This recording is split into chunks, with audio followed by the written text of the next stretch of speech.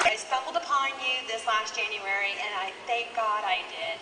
You wrote an article this last July 29th. I will never forget it. And there was an excerpt in the article that alarmed me, and not much surprises me anymore, regarding the swine flu and the military, implementing the military to help out. And in the article, I know you don't reveal your sources, but I'd like you to elaborate about the metal shackles they're going to put on the wrists with the computer chip. And maybe Catherine Albrecht, you can add to that comment.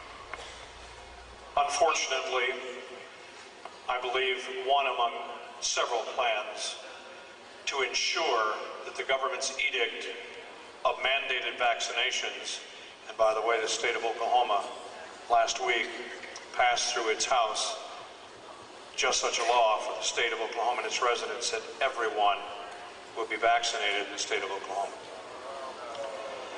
Now, having said that, there are also plans that will ensure that you do not freely travel, nor will you be able to really go anywhere without proof that you have had the vaccination at the point that the government mandates that certain levels of the population take the inoculation.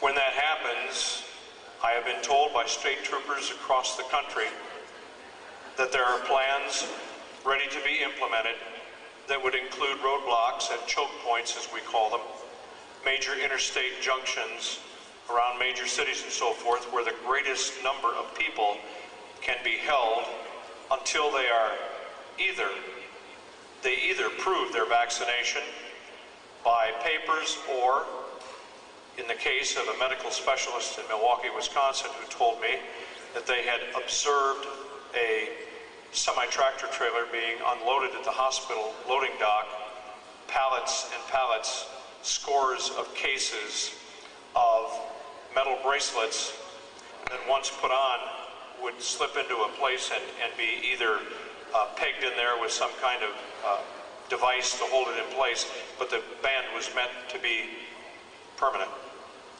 On top is a chip. That chip will include all kinds of information about you and the fact that you have been inoculated. Now, this is one of several plans. It has not yet seen the light of day, but it is there. It's in readiness. You choose the poison. It's either slow homicide or slow suicide. They're either going to kill you with the injection, or if you go up and say, sure, I just want to be able to go wherever I want to go, and you take it, to me, that's virtual suicide. Just slow motion suicide. So we've all talked about not getting the vaccination, that's clear, but you may not have a choice.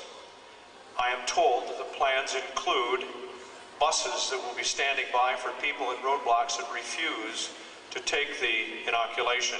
The people will then be escorted to the buses and taken, as I was told in the state I was in at that time when I was speaking to the troopers, you're going to get a free ride to a nice warm bunk at Fort Riley. Well, it's one of several plans. We can't know until they're implemented, but I assure you that those plans are in place, and law enforcement is going to be pulled in. And one of the articles I wrote, I said the law enforcement community will enforce the New World Order. There will be many that will not, and that's good news for us. But I believe it's still a majority that will be standing in line saying, get your shot or get on the bus. That's what's coming.